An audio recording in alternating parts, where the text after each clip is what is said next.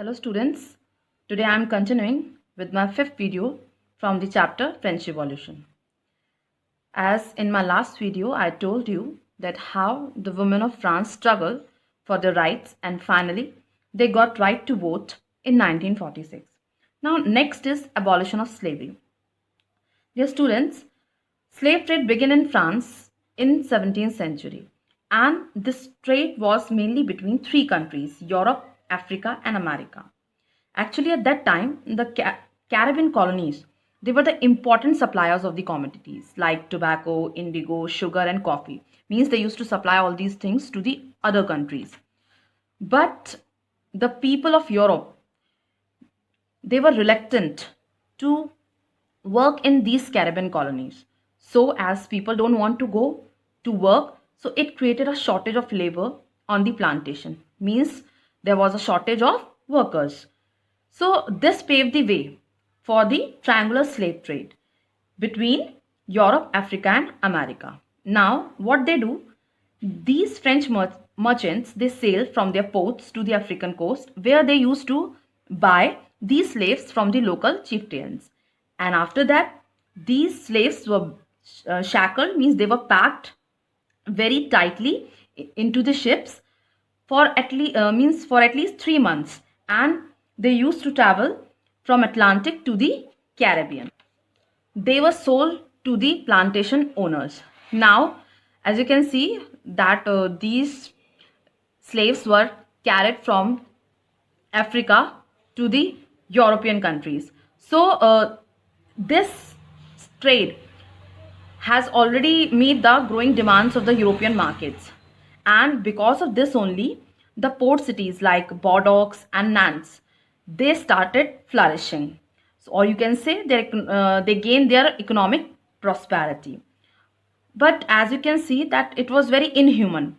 So the National Assembly, they held their meetings and they debated on that, and they asked that the right of man to be extended to all French subjects, means everyone should be considered equal.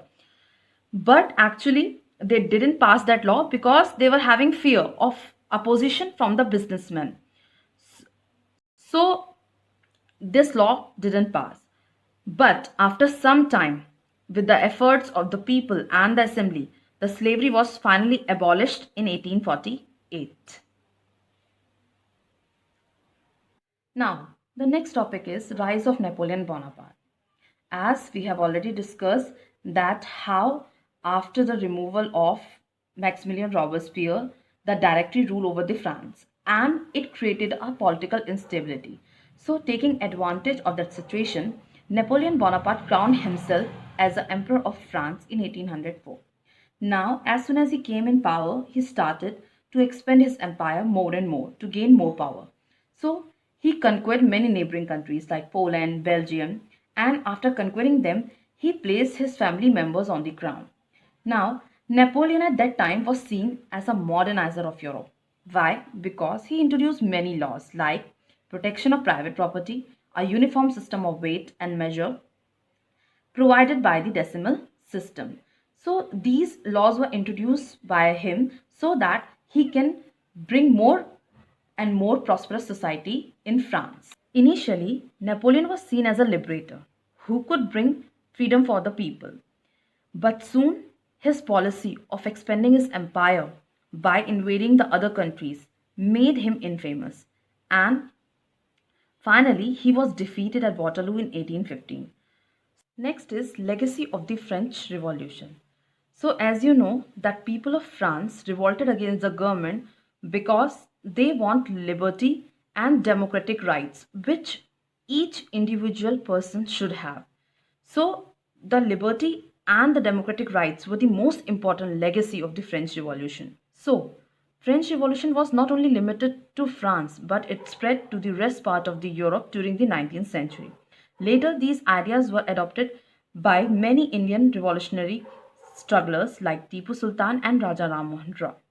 So this shows that the most of the countries influenced by the French Revolution. So with this, we come to an end to the chapter 1 of history, that is French Revolution. I hope you have understood the chapter. Now, I'm attaching some questions so that you can practice at home. Dear student, please jot down these questions in your copy and practice at home. Thank you.